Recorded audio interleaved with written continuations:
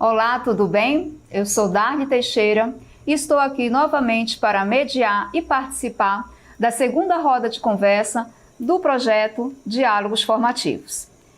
E hoje queremos conversar com você, docente da Rede Estadual e Municipal de Educação e toda a comunidade escolar, para refletirmos sobre o tema alfabetização, a falsa dicotomia entre aspectos técnicos e discursivos. Sejam muito bem-vindas, professoras. Agradecemos o aceite ao convite para continuar dialogando sobre esse tema tão importante para o nosso contexto educacional. Para conhecermos melhor as nossas convidadas e a mediadora, vamos rodar a vinheta com os currículos.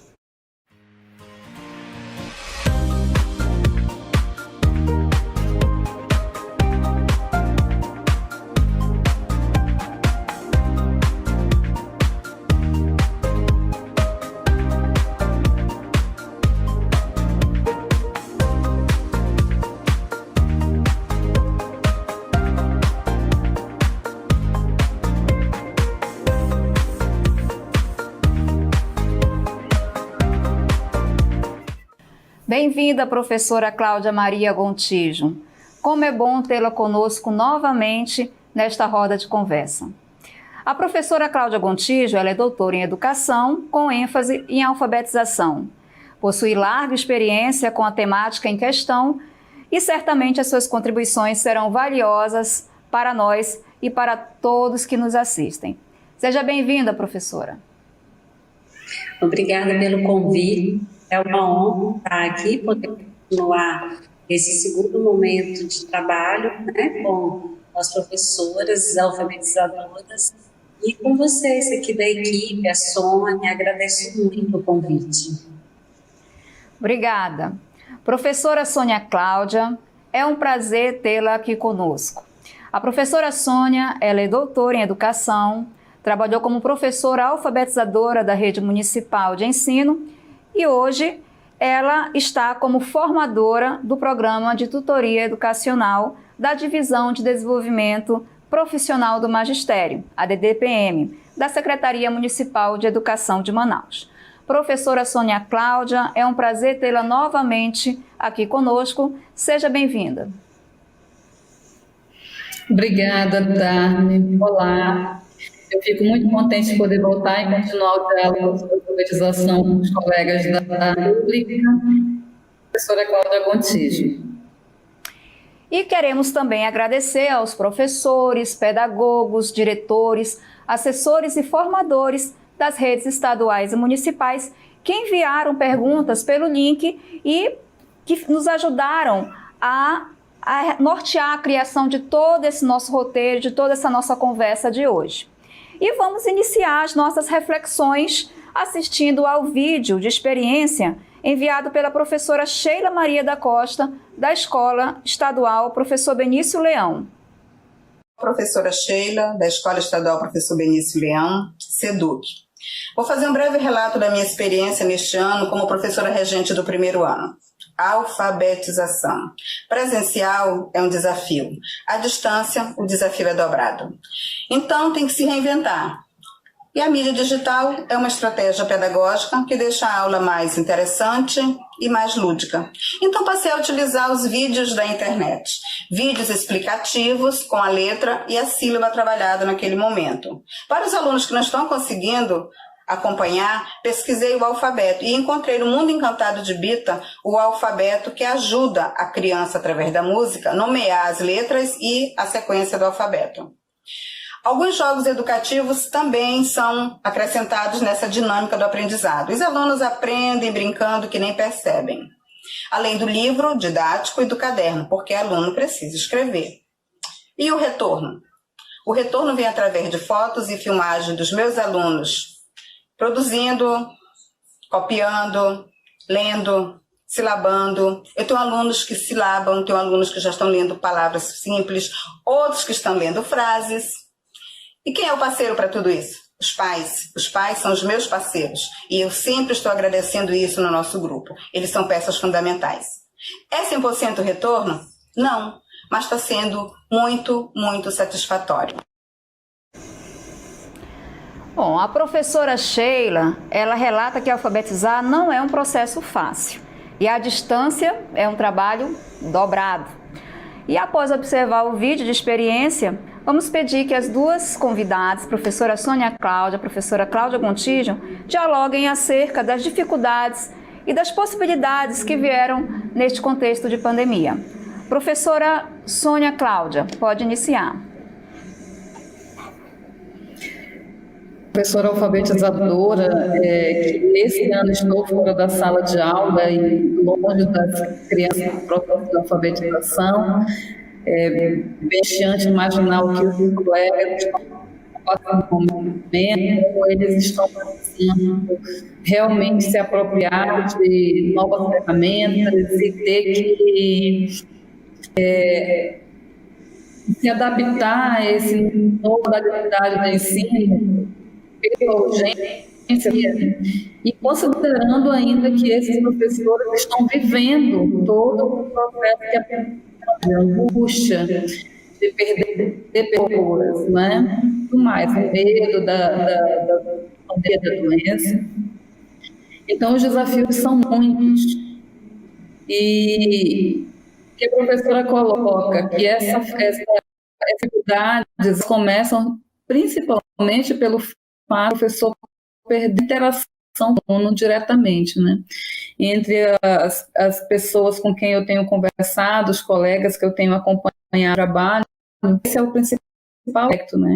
Eu sou muito Sônia, é muito difícil porque quando eu estou na sala de aula criança, enquanto ela está fazendo a atividade, eu estou verificando o que está acontecendo, eu estou interagindo com ela, eu estou dialogando com ela, entendendo o que ela está pensando e como que ela está processando aquilo que eu estou propondo.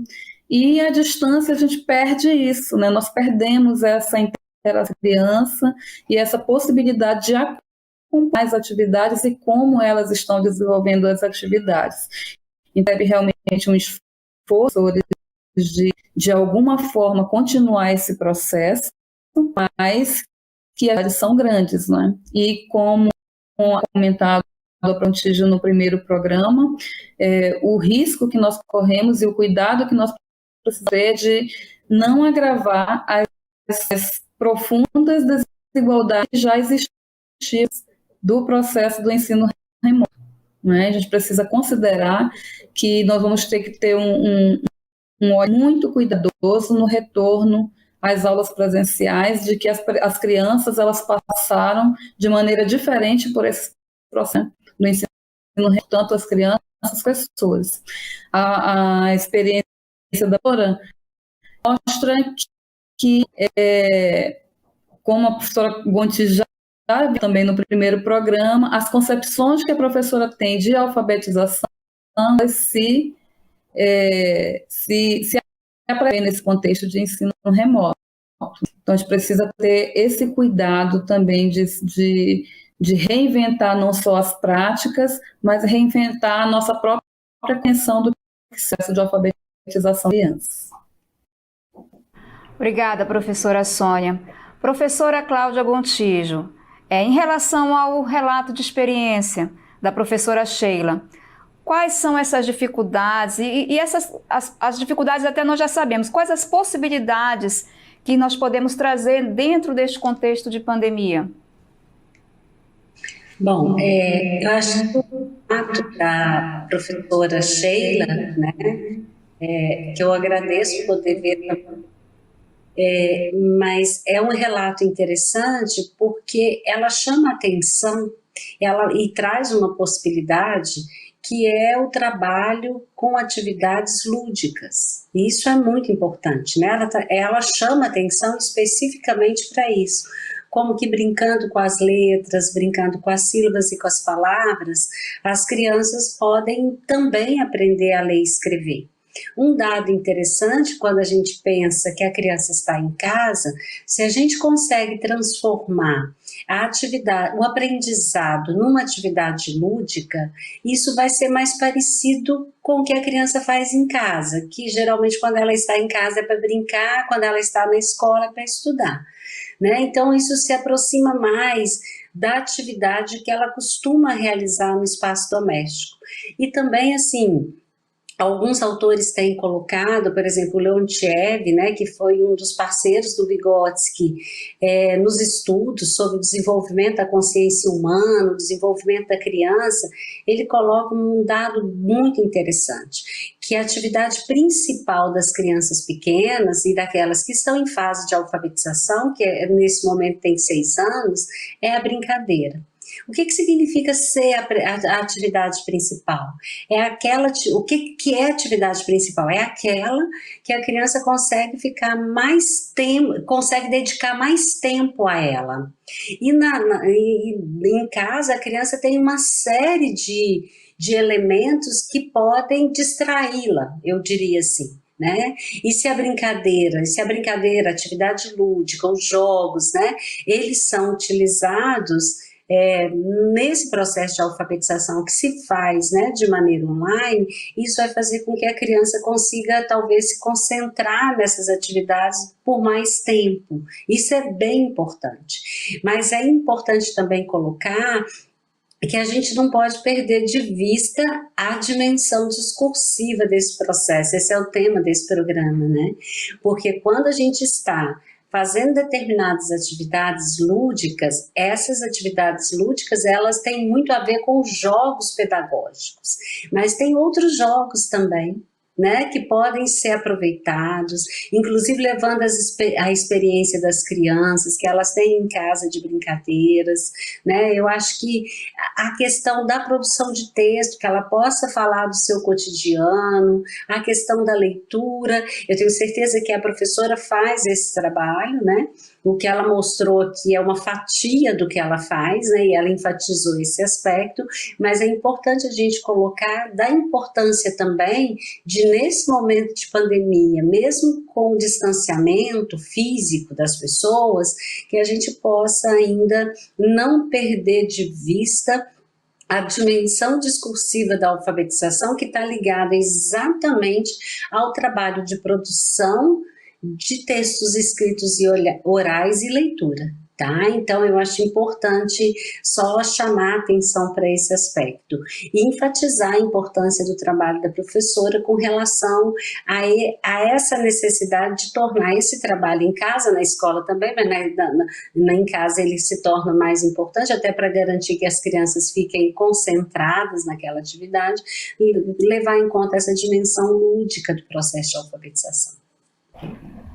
Obrigada, professora.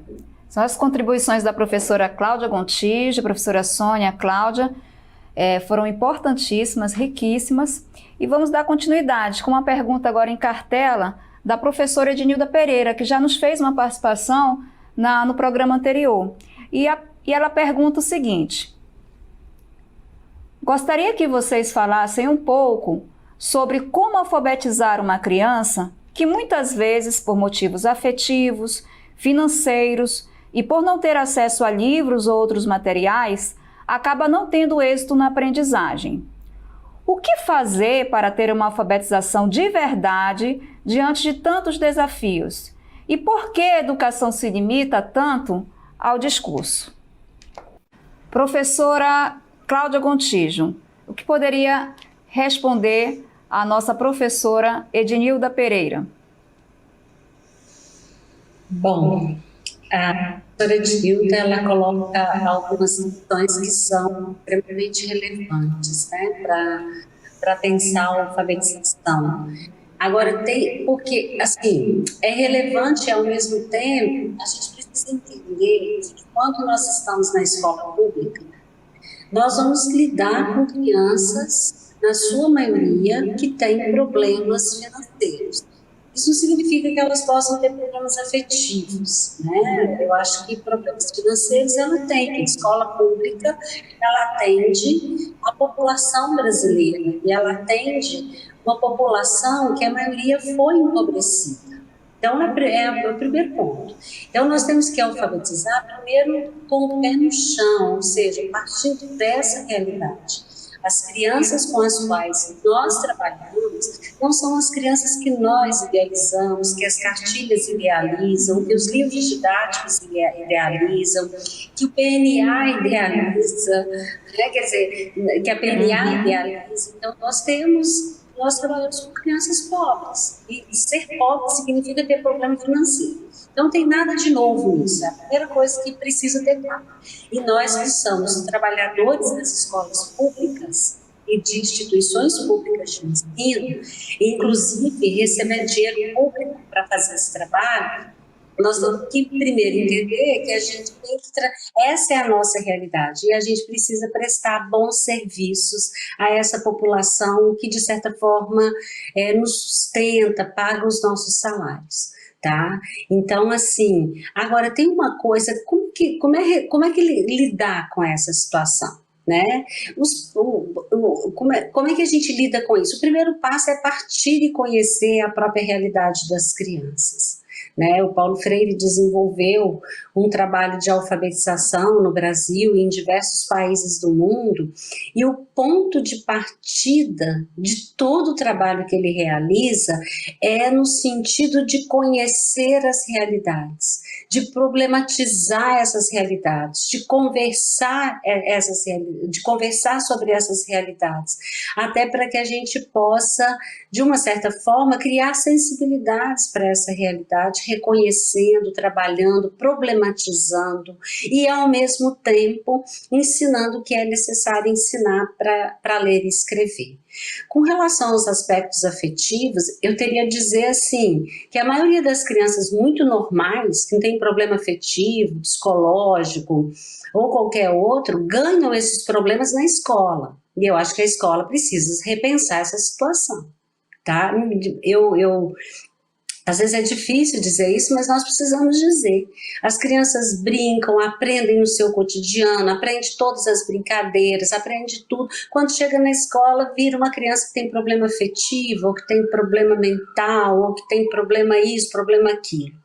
Né? Eu acho que a gente precisa começar a aprofundar essa discussão, porque muito desses problemas que parecem que as crianças têm é porque a gente não consegue reconhecer, né, a história dessas crianças, a sua realidade cultural, a sua realidade econômica, e reconhecer como é difícil para essas crianças até estar na escola e sobreviver nesse mundo, tá?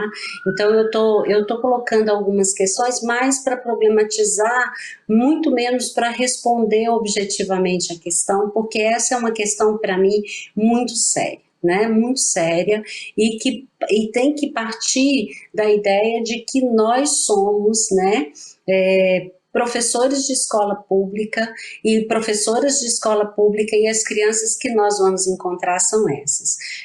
São crianças pobres, né, e que na maioria delas não tem nenhum problema afetivo nem psicológico. Né, que elas ganham esses problemas na escola, e a gente precisa problematizar por que elas ganham, né, que expectativa a gente tem em relação a essas crianças, né, por que a gente não reconhece essas crianças na sua especificidade, né, do que ela realmente é, tá bom? É isso um pouco, eu não tentei responder de forma muito objetiva, mas de jogar alguma discussão para a gente começar a pensar um pouco todas essas questões. Obrigada, professora. São perguntas que se buscarmos respostas, né, é muito complexo, né? São realidades diferentes, mas eu vejo que na sua fala as reflexões, às vezes, são melhores do que propriamente uma resposta pronta, né? E vamos dar continuidade. Temos mais uma pergunta que é da professora Débora Barbosa, e ela nos pergunta o seguinte: o PMA não cita as hipóteses pré-silábicas. Com isto, vamos deixar de trabalhar com a psicogênese? Vamos jogar tudo o que aprendemos em nossa formação inicial e até continuada para aprender algo novo? Como? E o que considerar importante no processo da compreensão da linguagem escrita pelos estudantes dos anos iniciais? Professora Sônia Cláudia, antes de responder a pergunta da professora Débora, é importante falar um pouquinho sobre o PMA, que é o Plano Municipal de Alfabetização.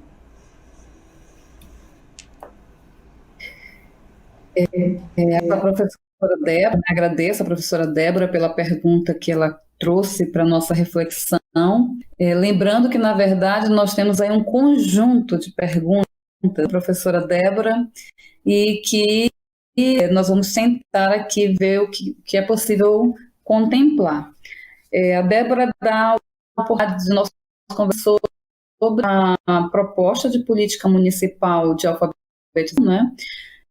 A minuta dessa política foi apresentada aos professores no início de junho, em Manaus, em um período ainda crítico da pandemia, e em um período de uma semana, esses professores deveriam ler a minuta e, de um formulário digital, responder se a minuta estava contemplando as questões postas em cada artigo. Em linha, o PMA de Manaus acompanha a proposta do Plano Nacional de Alfabetização, trazendo aquelas situações que a professora Cláudia Gontijo apresentava no programa.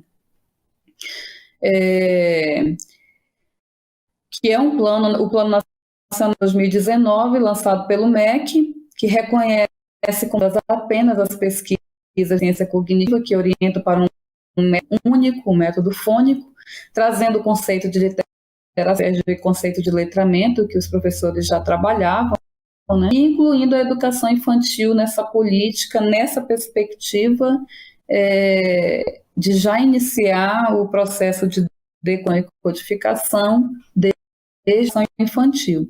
Então, é nesse contexto que surge a pergunta da professora Débora, né, onde ela percebe que há um rompimento que vinha sendo proposto com a política de alfabetização, com as políticas de alfabetização no Brasil, município, né?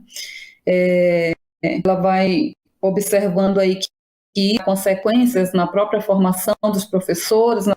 Nós não vamos esquecer tudo que nós aprendemos com esse rompimento, vamos deixar tudo mais e vamos estar tudo do zero, não é?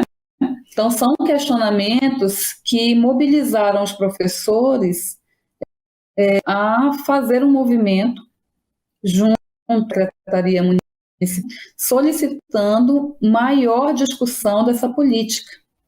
Então, os professores estão no movimento de que essa política é melhor discutida, entender por que surgem essa pressão com esse rompimento tão radical do que já havia sido construído e de todo o esforço que foi demandado antes da política, dessa proposta de política, né? E é um esforço, é um rompimento, inclusive, com os documentos norteadores do próprio município, com a proposta pedagógica do município, coisas da educação infantil do município, que são diretrizes muito elogiadas, né, pelos movimentos da educação infantil, foram diretrizes construídas coletivamente por esses professores. Então, especialmente os professores da educação infantil têm discutido esse aspecto de solicitar que eles sejam, né, que os professores possam participar da elaboração para que ela não seja mais uma política construída da necessidade e do dos professores, eles simplesmente estejam numa posição de aceitar o colocado, né? Então, um processo importante, um movimento que a gente vem acompanhando dos professores no município, e que nós esperamos que realmente a Secretaria olhe com carinho para essa questão e busque realmente nos seus professores, nos próprios pesquisadores que fazem parte do seu quadro da Secretaria Municipal, né, do conhecimento que nós já construímos na parceria da cidade, ver realmente uma política municipal de alfabetização que dê contexto que nós vivemos, né? Então, quando a professora Débora pergunta também o que é possível, o que é preciso considerar no processo de alfabetização, vai depender muito dessa concepção que se tem, não é? Numa ação que nós tinha até então da ação que vai mais no aspecto da importância dos aspectos discursivos, do contexto. É preciso considerar, essa aprende à medida que ela vai sendo introduzida nessa cultura escrita, que ela vai exercendo práticas sociais de leitura e escrita. Esse processo ela vai refletindo e vai se apropriando da forma como funciona esse sistema. Se a gente pensa numa concepção de alfabetização prevista, por exemplo, na proposta de política municipal de alfabetização, que acompanha o Plano Nacional de Ação, nós vamos pensar numa perspectiva do método fônico, mais voltado para a codificação, e aí os aspectos precisam ser do processo de alfabetização. Ok. Obrigada, professora Sônia. Espero que a professora Débora, né, tenha esclarecido um pouco mais sobre o seu questionamento na sua fala. E dando continuidade, nós temos um vídeo agora enviado pela professora Leila Teixeira, que é a professora formadora do programa de tutoria educacional da DDPM CEMED, Manaus. Vamos assistir ao vídeo da professora Leila.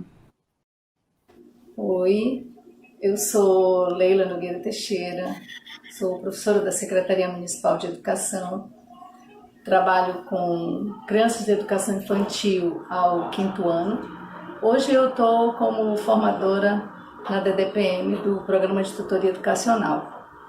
E aproveito esse momento aqui para a gente compreender um pouco, a partir de vocês, como que os modelos teóricos estudados ao longo do tempo para os problemas de alfabetização no Brasil podem ajudar realmente a mudar o quadro da alfabetização, quando há estudos que dizem que o maior problema está no nível didático-pedagógico. Obrigada. Obrigada, professora Leila.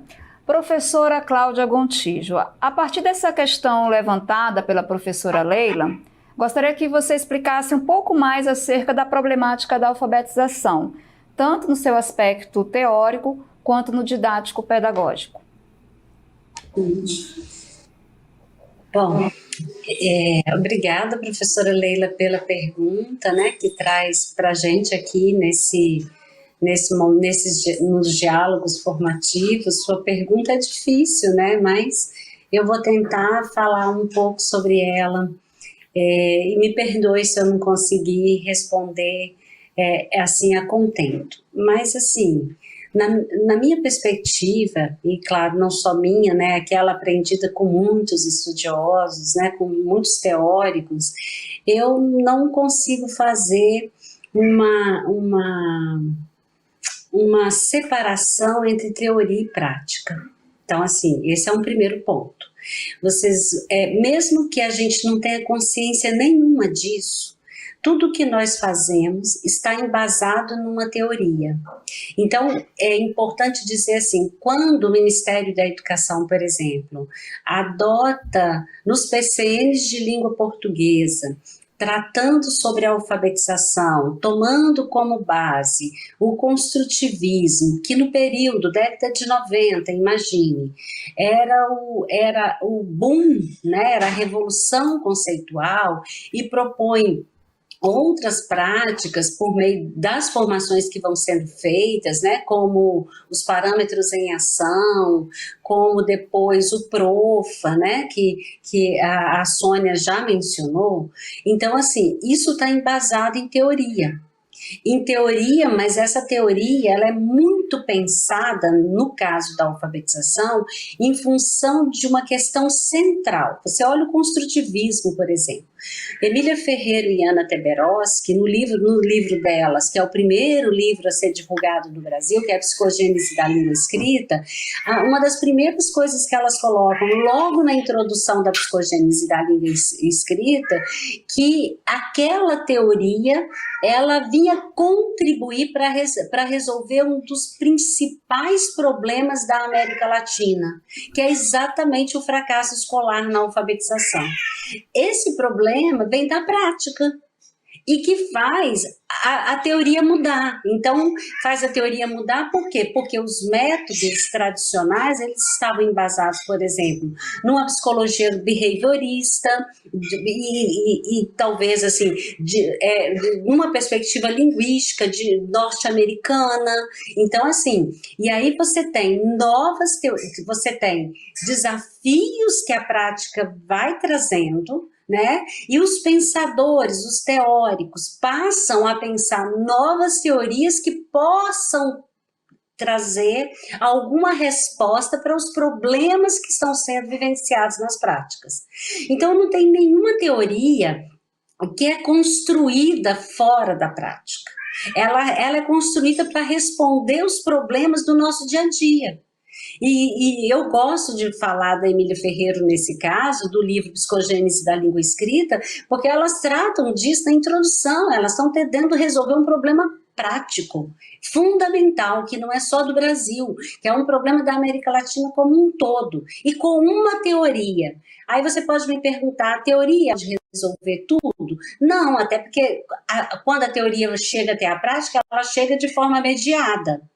Né? Não existe uma aplicação direta da teoria na prática, mas a teoria nos permite pensar muitas coisas, né? E permite mudar principalmente nossas concepções de sociedade, nossa concepção de ser humano, nossa concepção de linguagem, nossa concepção de educando e, sobretudo, a nossa concepção de alfabetização.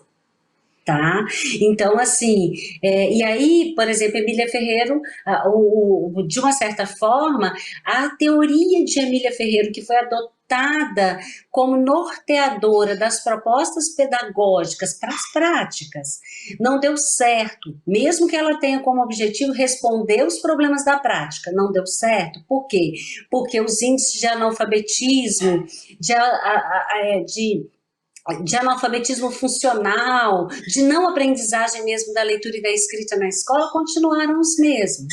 Aí aparece uma nova teoria, né, que vai ser buscada lá na década de 60, que é a perspectiva do letramento, que, traduzindo em outros termos, é a perspectiva funcional de alfabetização. Tá? Aí hoje, e tem envolvido nisso tudo, e a teoria não pode ser culpada disso, os interesses políticos, os interesses econômicos, empresariais, de quem vende livro didático, né? Então, assim, a teoria tem muito a nos dizer, né? E a nos ensinar. E principalmente quando a gente olha a teoria como uma resposta aos desafios que nós estamos vivendo no nosso cotidiano. Então, se os teóricos e pesquisadores, né, que muitas vezes foram professores, hoje eu sou uma pesquisadora do campo da alfabetização, mas eu fui alfabetizadora durante 15 anos. Até estudar alfabetização, uma pesquisadora, tem origem na minha prática, né, das necessidades que eu senti como professora alfabetizadora, tá? Agora, o grande desafio nosso, para que a gente talvez resolva essa cisão entre teoria e prática que é criada, é tentar formar professores pesquisadores. São professores que, ao problematizar suas práticas, elas possam buscar respostas para os desafios que enfrenta no seu cotidiano. Mas aí a gente vai ter que resolver uma série de questões para que a gente possa ter tempo para pesquisar, uma série de questões que dizem as condições objetivas de trabalho do professor, que às vezes impedem que ele se torne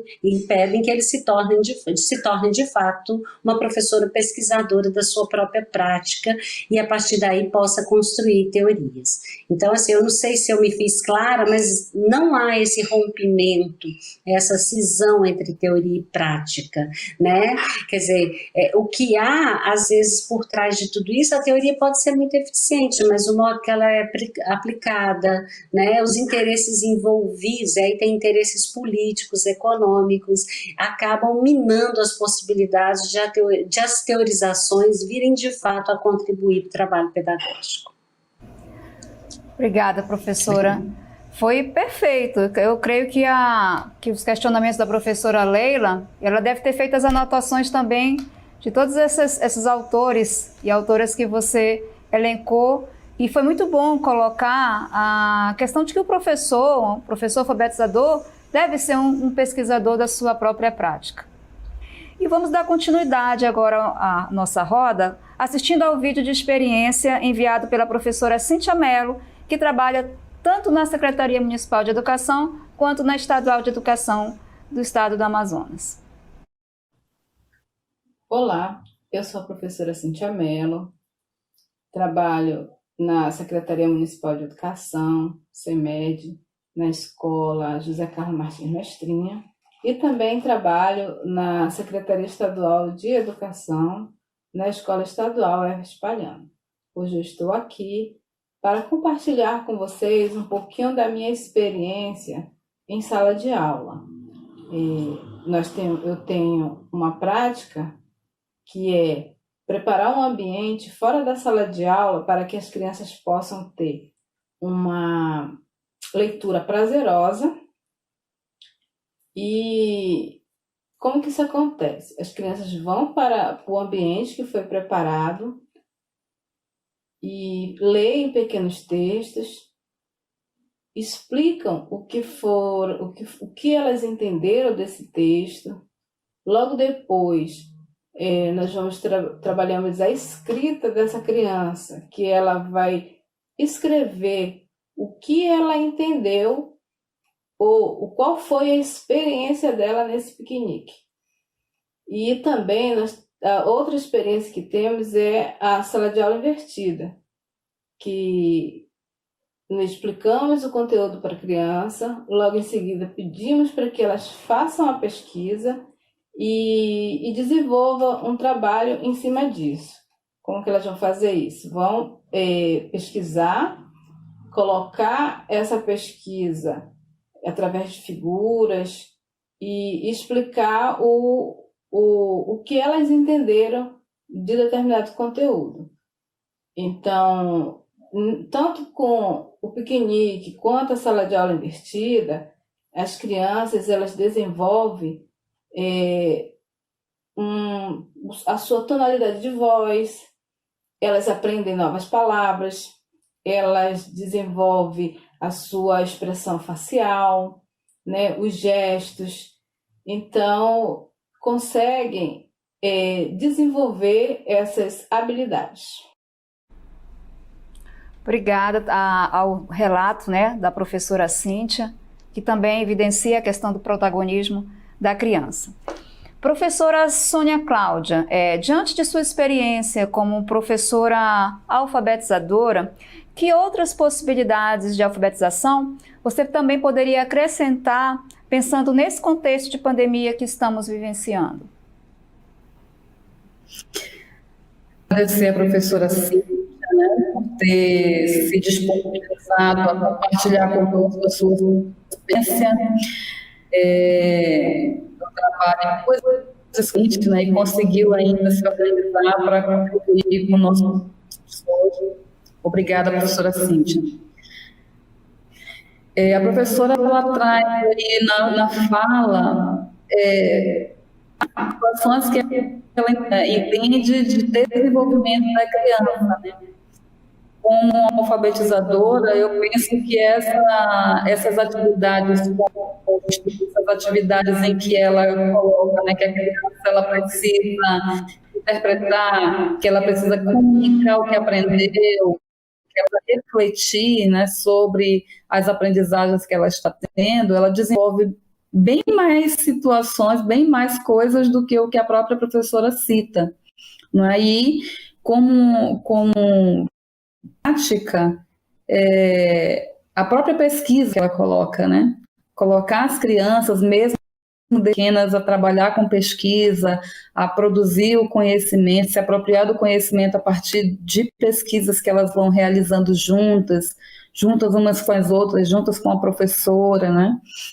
Então, essas são experiências que nós percebemos que ela não está falando de pandemia, ela está falando de uma prática que ela fora desse contexto, que é algo que nós podemos pensar para esse retorno também das atividades presenciais, não é? Para os professores que ainda não fazem esse investimento de tratar a criança, os projetos, trabalhar um ensino mais contextualizado, da linguagem escrita mesmo, mais contextualizado, né? Dentro de situações em que despertem o interesse da criança, que façam sentido para a criança, que não sejam atividades isoladas, focadas na relação som e letra, né? E desvinculada de um contexto de aprendizagem que as crianças aprendam coisas do que apenas nações e letras, não é? Então, nessas possibilidades, nós vimos, por exemplo, no primeiro programa, a professora Daniela dando diferentes formas de esse processo da pandemia, né? De como feita tudo que as redes, a net disponibiliza, como os gibis, por exemplo, do Maurício de Souza, foram dados, né, nesse período de pandemia, como os próprios vídeos, as contações de histórias que nós temos disponíveis no YouTube, né? Contadores de histórias, leitores dos livros mais disponíveis também. Então, muitas possibilidades que nós temos de apresentar, de trazer o texto para a criança e possibilitar que ela tenha o contato com a linguagem escrita de maneira mais prazerosa, de maneira mais lúdica, de maneira mais significativa. Então, eu penso que esses são algumas possibilidades, alguns caminhos, mas o mais importante mesmo é o professor ter essa compreensão que assim, de que ensinar a ler é muito mais do que trabalhar a relação entre letras e som, né? Muitos outros aspectos da linguagem escrita precisam ser desenvolvidos. Obrigada, professora Sônia. E se vocês estão visualizando aí um cartaz, e se você quiser fazer como a professora Ana Cíntia, vocês podem compartilhar as experiências de vocês podem se inscrever, né, na 6ª Socialização de Práticas Formativas, que acontecerá nos dias 2, 3 e 4 de dezembro. E para saber maiores detalhes, vocês podem acessar aí o link que está visualizando no banner e fazer novamente, né, como todos os nossos relatos de experiência aqui do Diálogos Formativos, e também socializar as suas práticas formativas. Vamos dar continuidade à nossa roda agora com uma pergunta da professora Catiânia. Ela é professora formadora do programa de tutoria da DTPM CEMED. A professora Catiane pergunta o seguinte: como promover a alfabetização de crianças que estão em série avançada, mas que ainda não conseguiram aprender a ler e a escrever? Por exemplo, estão no 5º ano e não sabem ler e escrever. Devemos priorizar a aprendizagem da escrita e leitura de forma literal, haja vista a distorção, ou ainda vale o desenvolvimento? E se sim, em que medida? Então, esta pergunta aqui vai para a professora Cláudia Gontijo. Professora Cláudia, a professora Catiane, ela é pertinente, a pergunta dela é pertinente por se tratar de uma problemática não só local, mas nacional. Estudantes que estão nos mais diferentes anos de ensino e que apresentam dificuldades de leitura e escrita. Como podemos, né, uma pergunta também bem difícil, das várias aqui, como podemos promover a alfabetização nas mais diferentes séries e disciplinas? A Catiane, né, de fato, né, sua pergunta traz uma problemática, e eu poderia dizer assim, que não é uma questão tratadas só aí, né? Acho que, de fato, em nível nacional, a gente vive essa questão dos estudantes que chegam ao 5º ano do ensino fundamental sem ter o domínio pleno da leitura e da escrita, que é algo que, inclusive, eu já falei, né? Mas, assim, uma primeira coisa que eu acho que a gente precisa pensar é o seguinte, como é que foi a trajetória dessas crianças que fracassam? Ou que não aprendem? O que levou a essa não aprendizagem? A gente tende a desconhecer, às vezes a desconhecer essa trajetória e continuar fazendo as mesmas coisas que produziram o fracasso, tá? Em termos metodológicos, em termos didático-pedagógicos. Então, assim, eu poderia responder para você, assim, o que poderia levar essas crianças a ter um desempenho satisfatório? A primeira coisa é mostrar para elas que nós temos interesse nelas, né? Que nós queremos que ela aprenda, que nós estamos preocupados com ela. A segunda coisa, demonstrar para ela de todas as formas que nós acreditamos na sua capacidade de aprender. Porque essas crianças, elas trazem marcas e que formam feridas muito profundas e que dificultam e que marcam a trajetória escolar dessas crianças. Então, quando elas chegam ao 5º ano, elas já não acreditam mais na capacidade delas de aprender, porque elas já ouviram tanto isso ao longo da sua trajetória, que elas passam a não acreditar nelas mesmas. O Mikhail Bakhtin fala uma coisa interessante num dos livros dele, né, no Estética da Criação Verbal, que nós nos formamos a partir da palavra do outro. Então, se o outro diz que nós somos bonitas, a gente vai se achar bonita. Se o outro diz que a gente tem capacidade, a gente vai ter capacidade. Então, porque nós formamos a nossa subjetividade, tanto o nosso corpo interior como o nosso corpo exterior, a partir das avaliações e dos dizeres dos outros. Então, veja uma coisa, o que acontece muitas vezes é que essas crianças, elas já chegam tendo ouvido várias vezes da família que aprendeu a ouvir da escola que ela não tem condições de aprender. Então, nós temos um segundo passo fundamental, que é mostrar que nós acreditamos na capacidade delas de aprender, né?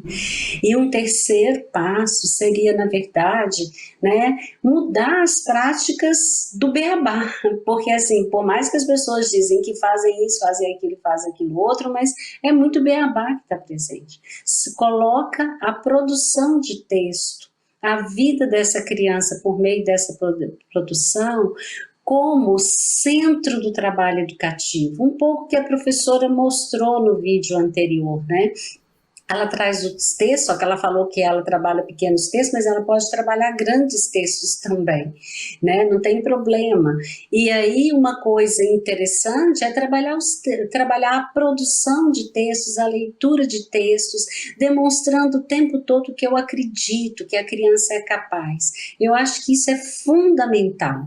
Eu já tive experiências de trabalho com crianças que não aprenderam, né? Já numa idade mais avançada, e que assim, só o fato de nos interessarmos por eles e de estarmos lá e dizermos para eles, nós estamos aqui porque acreditamos em vocês, né, na sua capacidade de aprender, você pode aprender, e essas crianças de fato aprenderam. Né? Então, assim, e mudar a prática pedagógica no sentido de tomar como centro do trabalho educativo com essas crianças, aproveitando os conhecimentos que elas já têm, não bater naquilo que levou ao fracasso, mas o trabalho com a produção de texto como centro desse trabalho, para que as crianças possam, talvez até por meio dos textos, dizerem o que levou à situação que elas estão vivendo hoje. Então, assim, eu acho que é um pouco isso que eu teria a dizer com relação a essa questão, né, sobre essas crianças que chegam na escola. Elas precisam de, sobretudo, que a gente acredite nelas e na capacidade que elas têm de aprender, porque elas já perderam isso ao longo dos anos escolares, tá? É isso, obrigada. Obrigada, professora Cláudia, foi perfeito.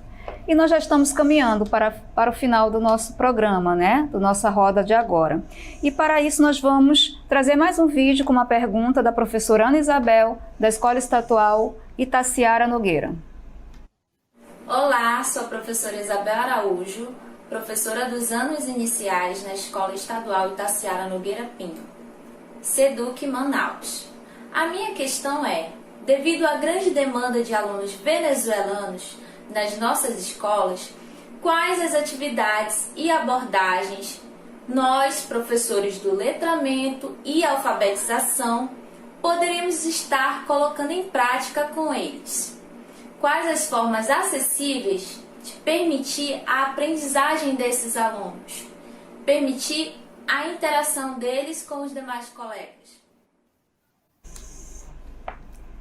É um aspecto bem comum, né? Principalmente na nossa realidade.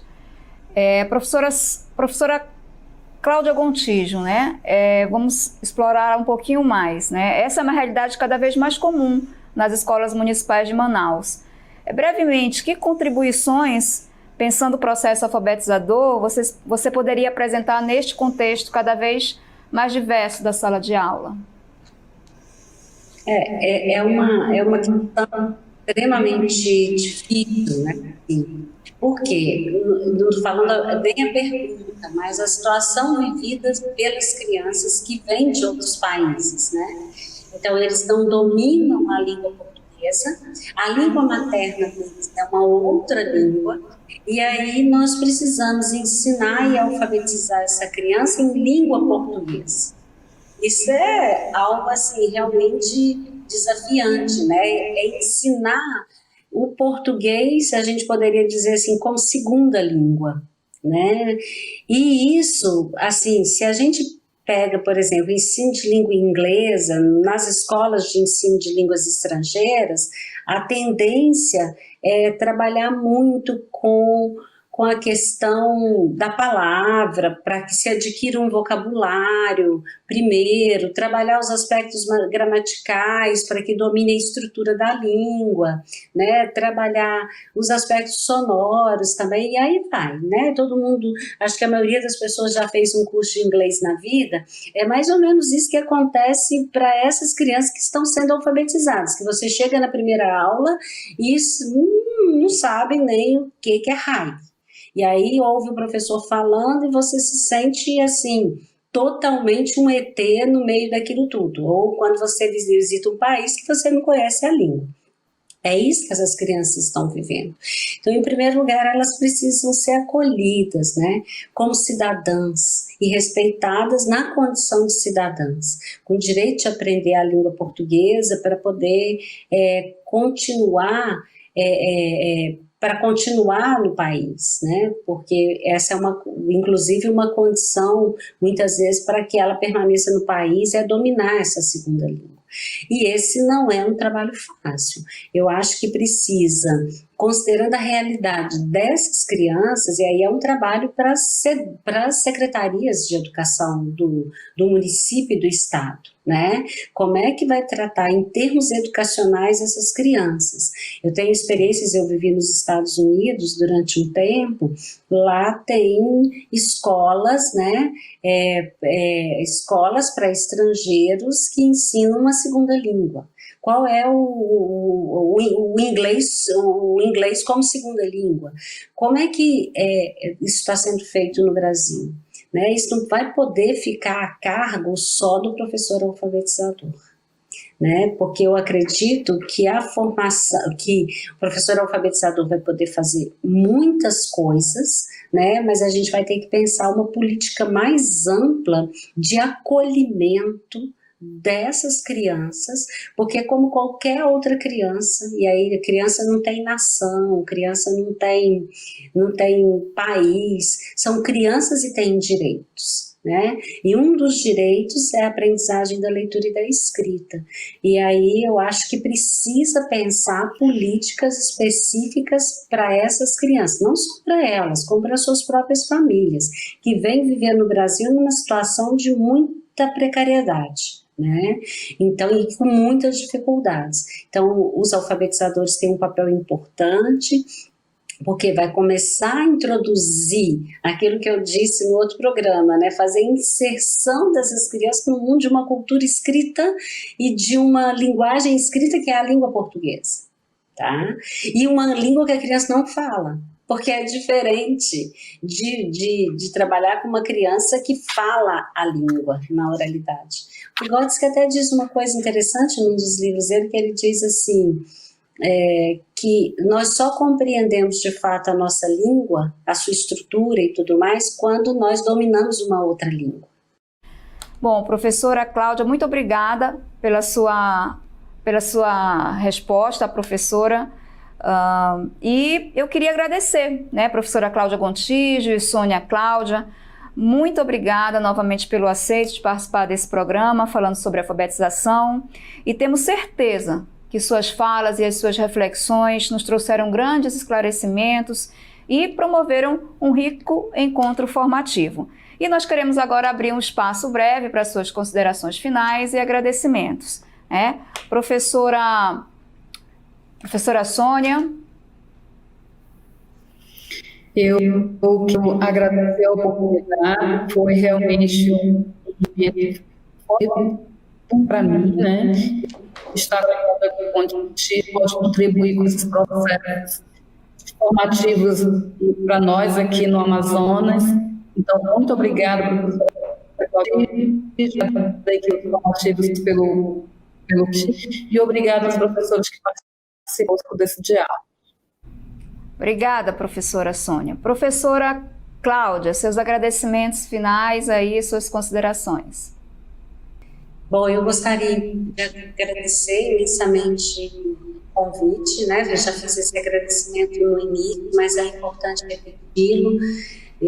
Estou aqui em Vitória, Santa, é bom falar isso para que as pessoas saibam e aí poder conversar com vocês aí, né? Mesmo que seja pelo ambiente virtual. É claro que isso não é o ideal, mas nos permite estar em mais lugares ao mesmo tempo e dialogando com mais pessoas, tá? Então, eu agradeço muito e é importante pensar, assim, no tema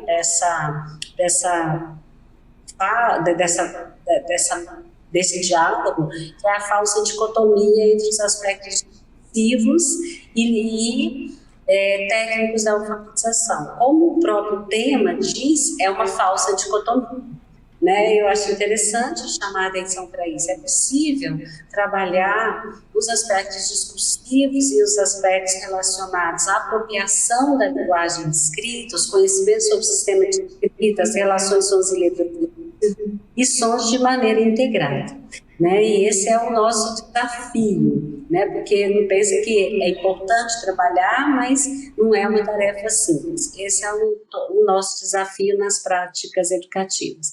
Então, eu agradeço mais uma vez, deixo um abraço carinhoso para todo mundo e obrigada pela oportunidade. Obrigada, professora. Para finalizar a roda de hoje, queremos também agradecer, além das convidadas, os professores que fizeram parte da roda, né? Daniele Lemos, Ednilda Vieira, Débora de Souza, Leira Teixeira, Ana Isabel, Ana Cíntia e, novamente, as nossas convidadas, professora Cláudia Gontijo e Sônia Cláudia, que conduziram maravilhosamente essa nossa roda. E eu quero lembrar que estaremos juntos novamente no próximo programa, dialogando sobre diversidade cultural, inclusão e acolhimento. O que a escola precisa saber? Nós vamos aguardar vocês. E deixamos aqui também os endereços de contato da SEDUC e da CEMED. Qualquer dúvida ou informação, acessem. E aproveito também para agradecer, em nome da SEDUC Amazonas e da CEMED Manaus, que estão sempre à disposição da comunidade escolar nas ações de formação dos profissionais de educação do Amazonas. O programa de hoje brevemente estará disponível no YouTube, plataforma Saber Mais, nas redes sociais do Projeto Aula em Casa. Sigam o Instagram, @CEPANSEDUC, lá vocês terão mais informações e acesso aos links para assistir e participar das rodas de conversa. E não esqueçam, para o bem de todos nós, se puder, fique em casa, se não puder, coloque a máscara. Um forte abraço e até a próxima!